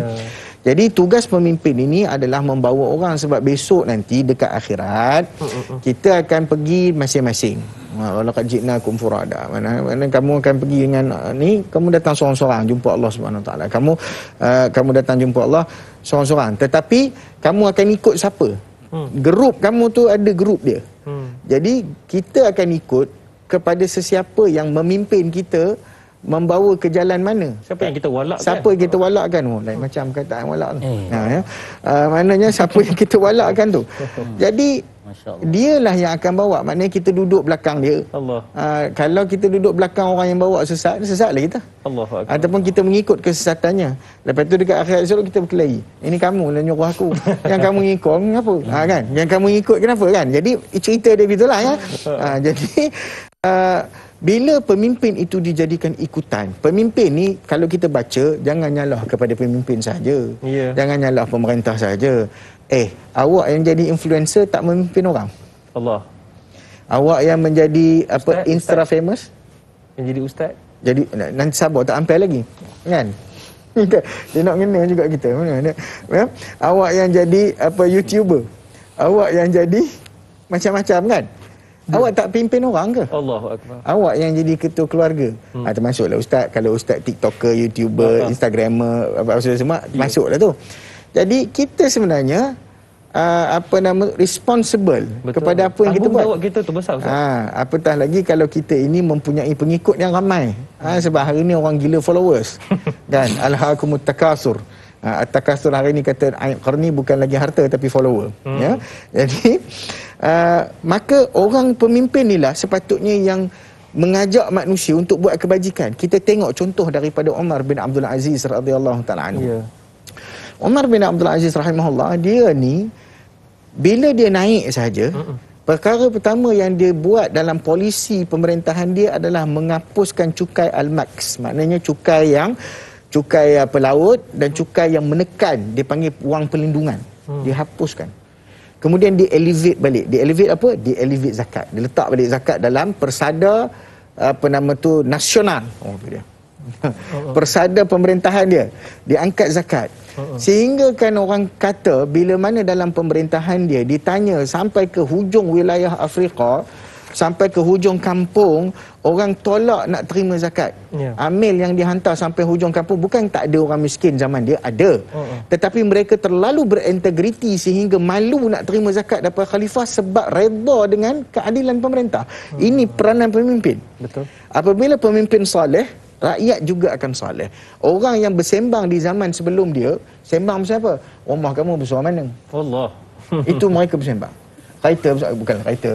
Zaman tu kuda. Kuda jenis apa? Kereta juga. Kuda jenis apa? Kereta kuasa kuda kan? Kuda jenis apa? Unta jenis apa? Unta afalah, merahkah, birukah. Maknanya cerita dia begitu. Tapi pada zaman dia, orang bersembang apa tahu? Entah tadi apa nama tu, tahajud berapa rakaat?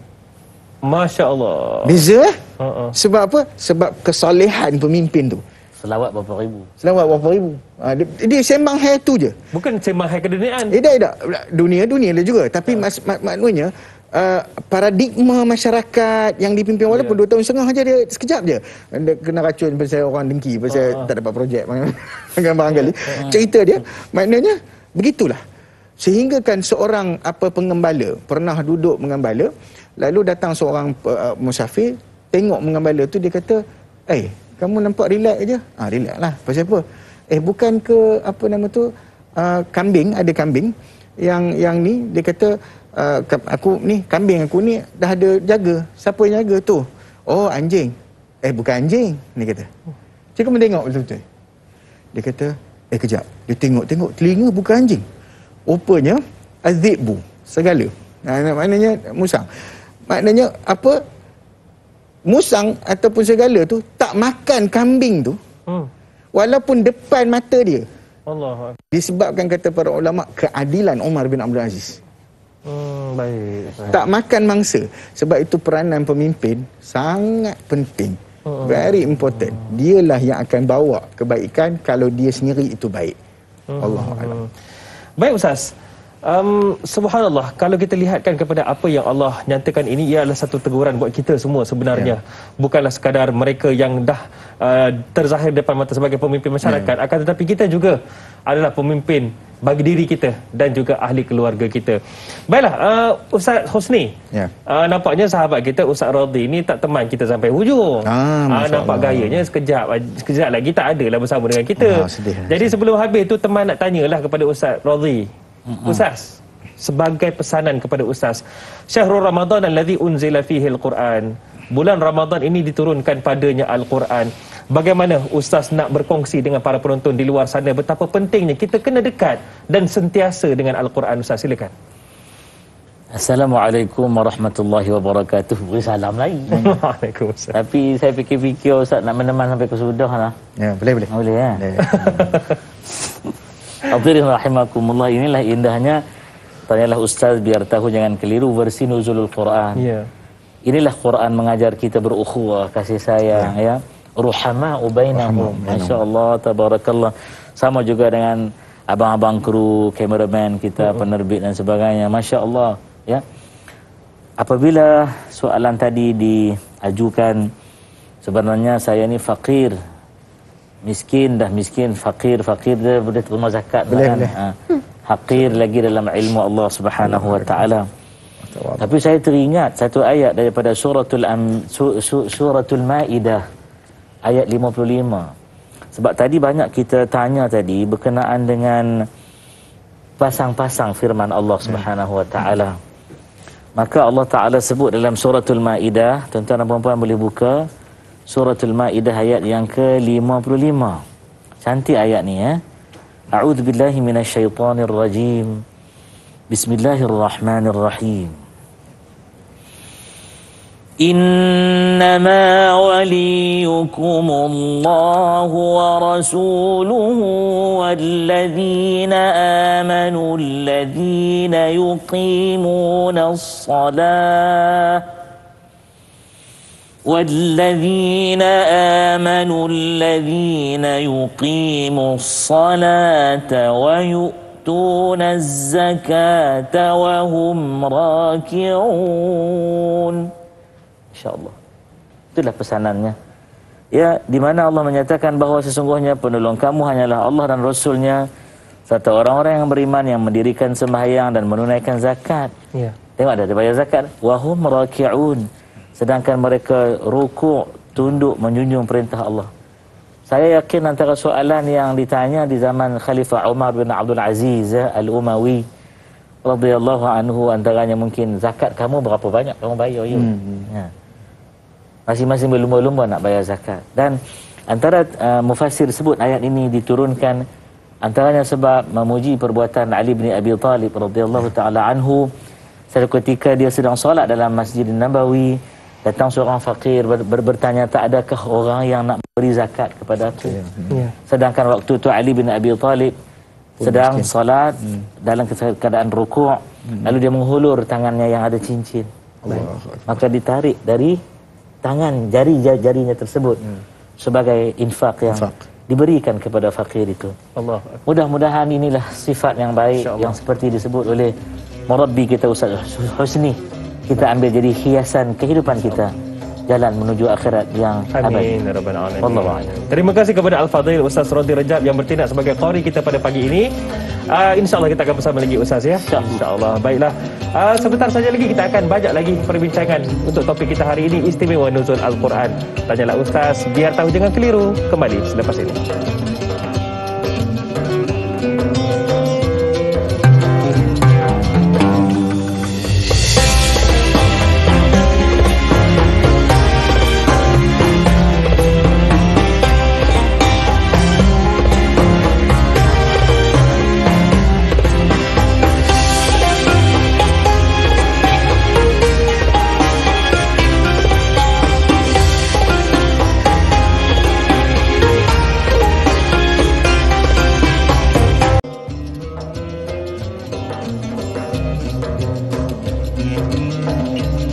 Alhamdulillah, alhamdulillah. Dari utara hingga ke selatan, dari timur ke barat. Tak dilupakan juga kepada sahabat-sahabat Tanyalah Ustaz, biar tahu jangan keliru, terutamanya yang berada di Singapura. Adakah yang menonton ketika ini? Alhamdulillah, tegur sapalah. Mungkin ada yang menonton secara langsung di Facebook rasmi kami. Dan ada juga sahabat-sahabat dari Indonesia. Terima kasih ya, menjadikan Tanyalah Ustaz, biar tahu jangan keliru sebagai teman pada pagi ini. Dan para penonton sekalian, hari ini istimewa nuzul Al-Quran. Kita dapat bicarakan satu topik yang sangat istimewa, iaitu dahulukan yang wajib. Dan para penonton sekalian, sedar atau tidak, Al-Quran ini menjadi panduan buat kita bersama. Dan sedar atau tidak, Al-Quran itu diturunkan sebagai sebaik-baik panduan dan juga mukjizat terbesar bagi Nabi SAW. Baiklah, para penonton sekalian, saya terfikir satu soalan yang mana mungkin kita perlu sama-sama amati. Dalam Al-Quran, Allah Subhanahu Wa Taala ada ceritakan pelbagai kisah, termasuklah kisah umat terdahulu, kisah kaum Ad, kisah kaum Lut, bahkan diceritakan juga kisah kaum Yahudi. Persoalannya, mengapa diceritakan? Jadi, kita masih lagi bersama dengan Ustaz Ahmad Husni Abdul Rahman untuk kita bicarakan. Ustaz, kenapa kisah-kisah tersebut masih lagi menjadi satu ayat yang sentiasa diingat-ingatkan kepada kita? Persoalannya mengapa, Ustaz? Baik, Da'i Hadari, sahabat-sahabat yang dimuliakan Allah SWT, dan juga Ustaz Rozi yang kita rindukan sudah tidak bersama dengan kita. Itulah, sekejap benar kita. Sekejap benar masa. Ala kullin, Al-Quran ini Allah Ta'ala sifatkan mengandungi juga. Kalau dalam surah Yusuf tu, ahsanal qasas. Nahnu naqussu alayka ahsanal qasas. Kami nak ceritakan kepada kamu cerita yang terbaik. The best of stories, maksudnya. Cerita-cerita yang terbaik. Dan cerita yang paling baik, paling best sekali adalah cerita Nabi Allah Yusuf dan Nabi Allah Yaqub AS. Dirakamkan dalam hampirlah kita kata separuh surah Yusuf kan, cerita pasal dia. Kemudian kisah-kisah yang lain, warusulan qad qasasnahum alaik, nabi-nabi yang kami cerita-ceritakan. Pertama sekali, nombor satu, cerita yang berlaku di dalam Al-Quran ini menjadi tasliyatan, contoh dan juga motivasi pemujuk hati kepada Nabi SAW. Pertama, untuk merujuk kepada dakwah mereka sama. Kisah terdahulu, nak kata dakwah Nabi lain pun sama macam kamu, wahai Muhammad. Kamu berada di jalan yang sama. Cerita yang berlaku pada puak mereka, kamu jadikan sebagai rujukan untuk kamu menghadapi kaum Quraisy yang kamu hadapi sekarang dan umat kamu yang maha luasnya umat. Kemudian kenapa cerita ni berlaku di dalam Al-Quran, dan cerita ni bersifat evergreen, malar segar. Sentiasa. Bukan sentiasa diulang baca. Kerana apa? Kerana sifat-sifat yang berlaku. Kalau baca cerita tentang Fir'aun, baca cerita tentang Fir'aun, mesti kita akan baca cerita tentang Ummi Musa. Betul. Dalam suratul Qasas, surah Al-Qasas, surah cerita-cerita kan? Pengkisahan. Apa nama tu? Wa auhayna ila ummi Musa an ardi'i fa in khifta alaihi fa alqihi fil yammi wa la takhafi. Maknanya cerita tentang ketakutan seorang ibu melahirkan anak nak kena bunuh dan sebagainya, buang dalam bukan letak dalam bakul hanyut kat sungai. Kita reflect pada hari ni, kalau itu ujian Nabi Musa, ni Ummi Musa, ibu kepada Nabi Musa. Hari ni orang bukan letak untuk selamatkan anak, orang letak nak buang anak. Sampai orang buang. Nampak tak? Benda tu signifikan dia. Ummi Musa diwahyukan Allah untuk menyelamatkan Musa demi masa depan dan kelangsungan dakwah. Betul. Kita buang anak pasal apa? Bunuh. Malu. Allah kata khasyat imlaq, takut diuji, takut kepapaan, takut dikata diherdik dan sebagainya. Maka inilah yang berlaku. Bila kita baca kisah Qarun, Haman, Fir'aun, Haman, Qarun, cerita kelompok-kelompok ni, kita akan faham mentaliti orang kaya yang tidak beriman kepada Allah. Kita akan faham mentaliti punasihat, bukan penasihat ya. Punasihat. Orang yang menasihat kepada benda-benda yang dia melayan kehendak raja tanpa melihat apa yang sepatutnya raja buat. Allahu Akbar. Nampak Pergi cerita kaum Ad, kaum Samud, golongan-golongan yang mempunyai high level of high level of architecture. Mana ada orang pergi pahat pokok pula dah. Bukit. Dan yang hari pernah pergi kawasan-kawasan tu. Pergi ke di Jordan. Di Petra kan? Di Petra. Kalau tengok tu, memang ada pemarih mengukur. Memang ada laser tak ukur? Tak ada. Itu kehebatan mereka. Tetapi dengan ketinggian ilmu setara itu pun, mereka tidak tunduk kepada Allah. Sombong dia orang dengan Allah. Allahu Akbar. Pergi kepada kisah lain pula. Pergi kepada kisah siapa lagi? Nak cari kisah tentang ayah dengan anak. Nabi Allah Yaqub dengan Yusuf. Bagaimana pengajaran yang kita ambil daripada Nabi Allah Yaqub alaihissalam. Betapa kasih sayang dia yang dilihat, betapa kecemburuan terdapat di kalangan adik-beradik. Benda tu berlaku tak hari ni? Berlaku. Cerita tentang perangai Bani Israel. Yang mana dosa-dosa yang dibuat, Allah Ta'ala cerita dalam suratul Kahfi, dosa-dosa yang dibuat oleh Bani Israel macam-macam kan? Bunuh bunuh Nabi. Betul. Macam-macam kan? Betul. Lepas tu wala taqrabuz zina kan, ada banyak benda-benda tu dalam cerita banyak. Umat dulu buat dosa satu. Kaum Nabi Lut buat dosa apa? Satu at a time. Ketika itu satu dosa satu masa. Umat kita hari ni semua dosa umat kumpul sekali. Allahu Akbar. Kalaulah layak diazab umat kita hari ni, tak tahulah apa berlaku. Tinggal debu kita ni. Tapi kerana rahmat Allah SWT, kita ni kolektif. Dosa umat terdahulu yang kita belajar daripada tu bukan nak jauh dosa. Kita kolektifkan pula dosa tu buat sekaligus. Itulah yang sepatutnya kita renung betul-betul. Kita ini ditangguh azab ya Ustaz. Iaitu umat-umat Nabi Muhammad SAW. Baiklah Ustaz, ada soalan bertanyakan. Kita semua sedia maklum bahawasanya jika kita memberi, sebenarnya Allah akan gantikan dengan lebih banyak Ustaz. Kita kena yakin.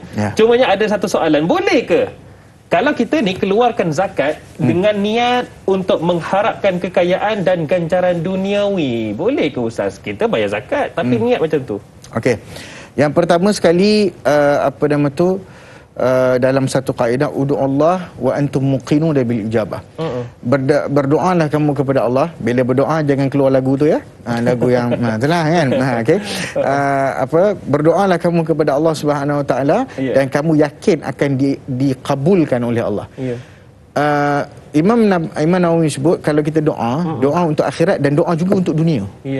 Dan doa kepada benda-benda yang kita hajati. Betul. So, kalaulah Allah Ta'ala sendiri cerita wahum la yahzanun, orang yang tunai solat, tunai zakat ni, mereka ni tak stres, tak duka cita, mereka ni lapang dada. Khudh min amwalihim sadaqah tutahhiruhum wa tuzakkihim biha. Ambil sedekah, ambil zakat supaya menyucikan hati, menyucikan harta. Itu adalah manfaat duniawi, manfaat-manfaat yang memang nak datang dalam bentuk dunia. Wa ma tunfiqu min khairin yuwaffa ilaikum. Maka benda yang kamu belanja tu Allah sempurnakan. Nampak?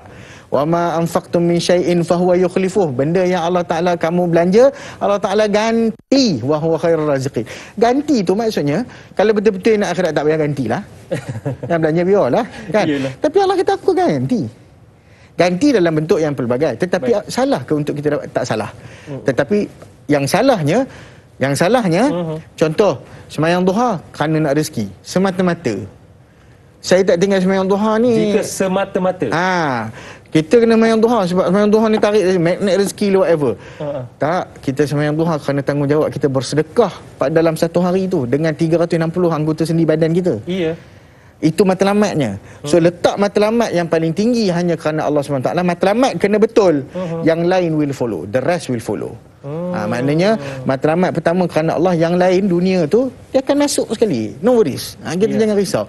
Allah Maha Kaya. Sebagaimana Allah kaya untuk memberikan rahmat nikmat kepada kita, Allah juga kaya untuk menggunakan azab kepada kita tanpa sebarang. Allahu Akbar. Jadi para penonton sekalian, jangan risau dengan rezeki sebab Allah Subhanahu Wa Taala Ar-Razzaq. Allah yang memberikan rezeki. Dan insya-Allah sekejap saja lagi saya nak tanyakan kepada Al-Fadhil Ustaz berkenaan dengan nilai zakat. Boleh ke Ustaz? Boleh, insya-Allah. Nantikan selepas ini Tanyalah Ustaz, biar tahu jangan keliru.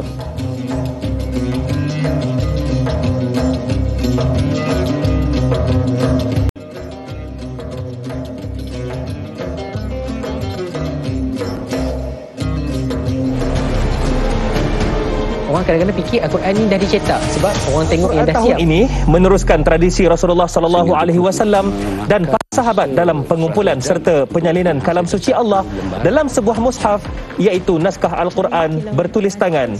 Saksikan semuanya dalam istimewa Nuzul Al-Quran Tinta Syurga 19 April jam 9 malam hanya di TV3. Kalam Allah, ianya bukan dari manusia. Alhamdulillah para penonton sekalian, banyak yang kami sajikan di Tanyalah Ustaz dan juga ada juga pelbagai program menarik di TV3 dan juga TV9. Jangan lupa kepada yang menonton untuk tanda pagar seikhlas hati. Paling penting Tanyalah Ustaz TV3 pun kena tanda pagarkan, terutamanya yang mungkin sempat ambil dengan izin selfie kan, sebuah foto depan TV itu kan. Terima kasih kerana terus menyokong dan juga menonton Tanyalah Ustaz, biar tahu jangan keliru. Kami teguh di sini atas sokongan dan juga tontonan anda semua. Baiklah, masih lagi kita bicarakan topik istimewa Nuzul Al-Quran tahun ini. Kita bincangkan tentang dahulukan yang wajib bersama dengan Al-Fadhil Ustaz Ahmad Husni Abdul Rahman. Baik Ustaz. Ya. Kita nak tahu tentang kadar zakat di kawasan kita. Mungkin Ustaz boleh kongsikan. Baik, terima kasih Da'i, sahabat-sahabat yang dimuliakan Allah Subhanahu Wa Taala, untuk perhatian semua. Ya. Kadar zakat pada tahun ini bermula pada tahapan RM7. Itu yang pertama ya. Baik. Sebab mungkin ada yang keliru. Ini biar tahu betul-betul jangan keliru lagi. Jangan keliru lagi. Sebab 2 tahun kebelakangan, tahun 2020 dan tahun 2021, kita masih mengekalkan satu kadar disebabkan oleh barangkali mungkin ada yang terkesan dan sebagainya, tapi nak juga menunaikan tanggungjawab. Kita letak kadar tu ada yang RM5. Bermula dengan kadar tahapan RM5, 7, 14 dan 21. Baik. Tetapi pada tahun ni kita letak 3 tahapan, iaitu 7, bermula dengan 7 ya. So para muslimin muslimat di luar sana, harap cakna dalam isu ini, jangan tersasul pula, tersasul tekan, tersasul silap. Sebab ada kita nampak baru-baru ni kita rekodkan ada yang masih lagi membayar RM5. Barangkali mungkin tersilap ataupun masih menyangka RM5. Lepas tu bayar RM5 nak buat apa? Dalam kabra kan. Usah RM5,000, senang je, tambah lagi RM2 kan. Pergi kat mana-mana cari nak tambah RM2 yang ataupun kalau biasanya yang bayar RM5 ni buat dengan online. So tambah saja RM2, maka capping pembayaran tu kita akan tahulah berapa yang telah dibayar. Jadi bermula dengan RM7, kemudian kemudian tier yang kedua adalah 14, dan yang ketiga 21. Mana satu nak bayar ni Ustaz? 7, 14, 21. Mana satu yang patut dipilih? Ada orang kata khairul umuri awsatuha, yang terbaik-baik pilih tengah-tengah 14 lah. Wajib kita makan kita bayar zakat ini mengikut kadar beras yang kita makan. Kewajipan zakat pada asasnya mengikut makanan ruji tempatan, bukan makanan beras apa yang kita, bukan jenis beras kita makan. Tetapi Bab kata Allah Subhanahu Wa Taala, faman tatawwa'a khairan fahuwa khairul lah. Siapa yang nak menambah kebajikan itu adalah lebih baik baginya. So relating kepada beras yang kita makan, kita bayarlah zakat fitrah berdasarkan beras kita makan. Tapi wajibnya apa? Wajibnya RM7. Kalau dia makan beras basmati, hari-hari nasi Arab, sekejap nasi Arab, sekejap nasi ni, sekejap Pakistan, sekejap ni, sekejap pilau ni Afghan semua. Dia nak bayar, kalau dia bayar RM7 boleh ke? Boleh. Ajza'uhu, yang cukup untuk dia. Lepaslah dia zakat fitrah tu. Sebab apa? Sebab kewajipan asalnya pada makanan ruji tempatan. Kita kira majmuk masyarakat Malaysia. Maka harga RM7 kalau dia bayar. Tapi yang terbaik, udah dia mampu nak makan, nak bayar lebih, bayarlah lebih. Maknanya dia bayar RM21 contoh. Kalau yang ambil beras yang ada beras siam sikit ke apa kan, dia ambil RM14. Jadi pilihan tu berada di tangan kita. Tapi jangan rendah daripada RM7. Itu bottom line dia. Jangan kurang daripada RM7. Maka RM7 nilai asas, kemudian nilai 14 dan nilai 21. Pilihlah yang mana yang rasa terdetik dan juga kukuh iman di hati dan kukuh poket di sebelahnya juga. Ustaz pesan tadi, kalau tuan-tuan dan puan-puan para penonton yang mungkin melakukan kesilapan bayar RM5 tu, tambah RM2 balik Ustaz ya? Ya, tambah RM2. Tambah RM2 balik untuk cukupkan RM7. Baik Ustaz, ada soalan ni, kalau dulu kita tak pernah bayar zakat, tiba-tiba tonton tanyalah Ustaz pada pagi ni, rasa keinsafan pula pada diri kan? Jadi macam mana kita nak kira semula atau qada zakat-zakat yang kita tinggal dulu? Baik, yang pertama sekali, panduan daripada para ulama, buat dulu yang semasa. Sekarang, tahun ini. Sebab memanglah insaf ni saya tahu, bila orang insaf ni dia memang terkejut, dia lain macam. Kemudian dia punya tindakannya pun lain macam juga.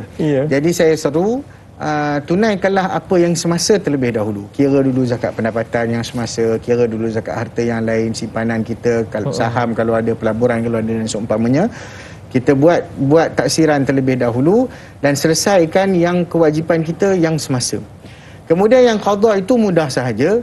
Sama ada anda boleh merujuk ke laman web kami www.zakat.com.my ataupun boleh terus telefon kita di 1300885757 untuk taksiran zakat anda. Dia bila nak tu dia lain sikit dia bunyi.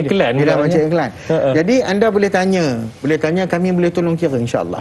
Maknanya tahun bila yang tinggal dan sebagainya lah. Ada tu da'i yang datang, saya pernah ada pengalaman lah. Bila dapat yang ni memang Masya Allah menguji besar pahala tu. Dia datang tahu da'i, dia bawa apa? Dia bawa dia punya slip gaji 15 tahun lepas. Macam ni Dah lah gaji tu bukan dia bawa EA form yang seketul tu. Dia bawa gaji, slip gaji tiap bulan. Allah punya teguh tekunnya dia menyimpan slip gaji tu.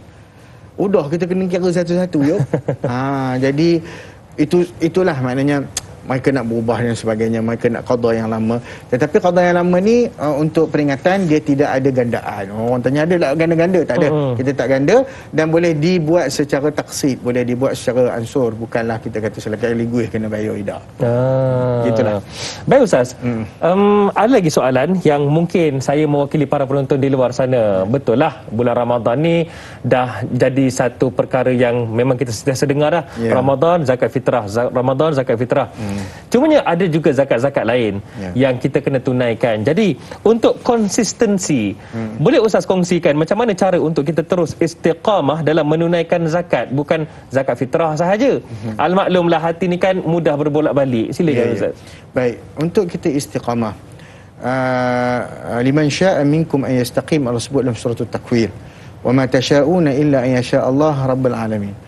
Maknanya bagi mereka yang inginkan untuk istiqamah, tetapi keinginan tu bukan keinginan kamu, tetapi keinginan Allah Subhanahu Wa Taala, yang Tuhan yang Maha Semesta Alam, takbir sekalian alam. Pertama sekali Abu Jahal dia kata ayat ni, dia patah balik. Dia kata, tengok, kalau Tuhan nak istiqamah bukan salah kita. Tuhan yang ni bukan kita, kalau kita tak istiqamah bukan salah kita. Tetapi ialah sesuatu kalau tak dimulakan, mana nak ada dia punya pengakhiran. Maka kitalah perlu memulakan istiqamah itu untuk mencapai taufik istiqamah yang diinginkan oleh Allah Subhanahu Wa Taala. Maka macam mana kita nak ada momentum ni, kita kena sedar bahawasanya harta tu bukan milik kita, nombor satu.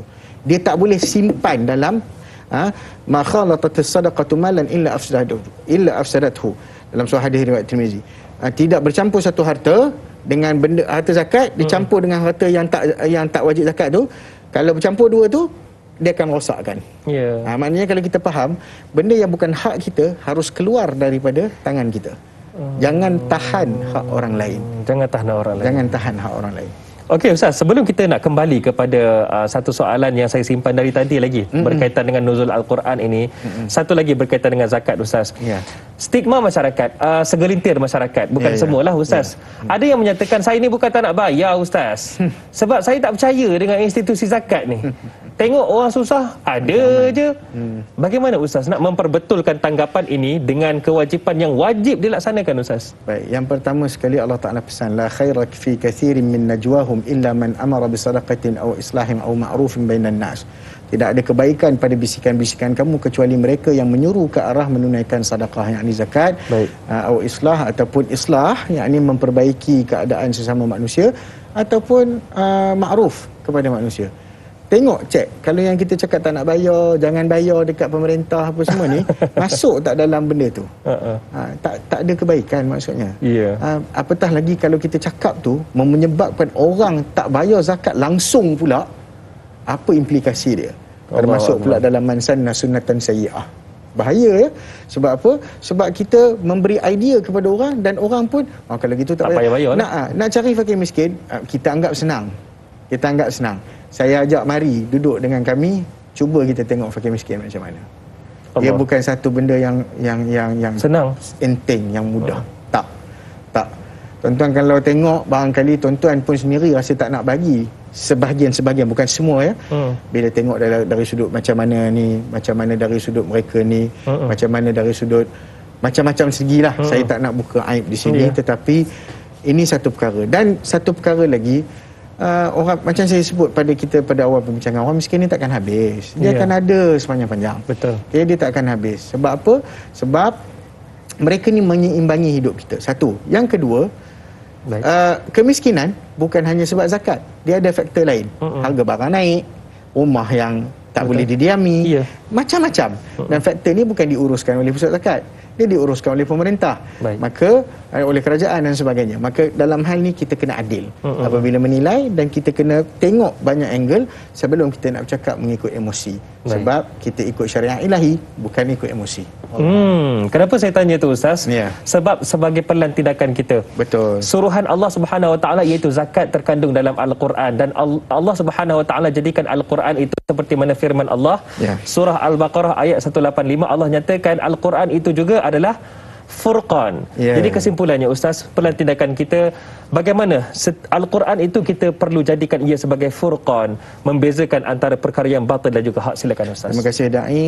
Para muslimin muslimat rahimakumullah, apabila Al-Quran itu membedakan antara yang hak dengan yang batil, maka kita perlu cari panduan daripada Al-Quran, yang mana yang hak, yang mana yang batil. Kita perlu mengkaji dan menggali lagi apa yang Allah Ta'ala cerita tentang ayat-ayat infak. Kita belajar dari Allah Ta'ala tentang ayat-ayat infak, bagaimana adabnya, bagaimana sistemnya. Allah Ta'ala cerita sistem, Allah Ta'ala cerita adab, Allah Ta'ala cerita do's and don'ts. Maka inilah yang kita akan ikuti. Bila kita ikuti yang ni, insya-Allah kita akan sejahtera. Wa minhum may yalmizuka fi sadaqat. Ada orang yang akan mencela engkau wahai Muhammad dalam urusan sedekah. Fa in u'tu minha radu, bila diberikan mereka redha ikut kehendak mereka. Dalam ayat tu diberikan zakat ikut kehendak mereka. Wa in lam yu'tau minha idahum yasqatun. Kalau depa tak dapat ikut kehendak dia, dia akan marah. Nampak tak? Allah memberi satu kita panggil satu sisi. Kamu sebenarnya pandangan tu pandangan kamu, bukan pandangan kamu. Kamu yang rasa. Betul. Kan? Jadi kita letakkan semuanya pada sisi pandangan Allah SWT, bukan urusan pandangan kita manusia yang dangkal dan juga yang memang sedikit dan cetek ilmunya. Baik, itu dia. Baiklah, insya-Allah mudah-mudahan apa yang dikongsikan oleh Ustaz akan menjadi manfaat untuk kita semua. Jadi Ustaz, sebagai memurnikan program kita pada pagi ini, pagi nuzul Al-Quran ini, mungkin Ustaz boleh ketuai bacaan doa. Silakan Ustaz. Baik, bismillahirrahmanirrahim. Alhamdulillahirabbil alamin. Hamdal hamidin, hamdash syakirin, hamdun na'imin. حمدا يوافي نعمه ويكافئ مزيده. يا ربنا لك الحمد كما ينبغي لجلال وجهك الكريم وعظيم سلطانك. اللهم صل وسلم وبارك على محمد وعلى آله وصحبه أجمعين. اللهم إنا نسألك رضاك والجنة ونعوذ بك من سخطك والنار. اللهم إنك عفو تحب العفو فاعف عنا. اللهم إنك عفو تحب العفو فاعف عنا. اللهم إنك عفو تحب العفو فاعف عنا وعن والدينا وعن جميع المسلمين والمسلمات برحمتك يا أرحم الراحمين. اللهم حبب إلينا الإيمان وزينه في قلوبنا وكره إلينا الكفر والفسوق والعصيان واجعلنا من الراشدين. اللهم آت نفوسنا تقواها وزكها أنت خير من زكاها أنت وليها ومولاها. اللهم اجعل القرآن ربيع قلوبنا وجلاء أحزاننا وذهاب همومنا. اللهم اجعل القرآن لنا شفيعا يوم القيامة. اللهم اجعل القرآن والصيام شفيعان لنا يوم القيامة. ربنا آتنا في الدنيا حسنة وفي الآخرة حسنة وقنا عذاب النار. وصلى الله على خير خلقه محمد وعلى آله وصحبه وسلم تسليما كثيرا والحمد لله رب العالمين. Amin ya rabbal alamin. Alhamdulillah, terima kasih kepada Al-Fadhil Ustaz Ahmad Husni Abdul Rahman kerana sudi bersama dengan kami dalam Tanyalah Ustaz, biar tahu jangan keliru pada pagi ini. Dan kita ucap terima kasih juga kepada Al-Fadhil Ustaz Radhi Rejab sebentar tadi. Terima kasih Ustaz. Nanti kita akan bersama lagi Ustaz ya. Baiklah para penonton sekalian, jangan lupa setiap suruhan itu adalah kewajipan, termasuklah zakat yang kita kena wajib laksanakan. Dan jangan lupa setiap suruhan itu kepada kita dari Maha Pencipta ada kebaikan. Saya Da'i Hadari mohon permisi undur diri sehingga kita bersama lagi pada masa hadapan. Assalamualaikum warahmatullahi wabarakatuh.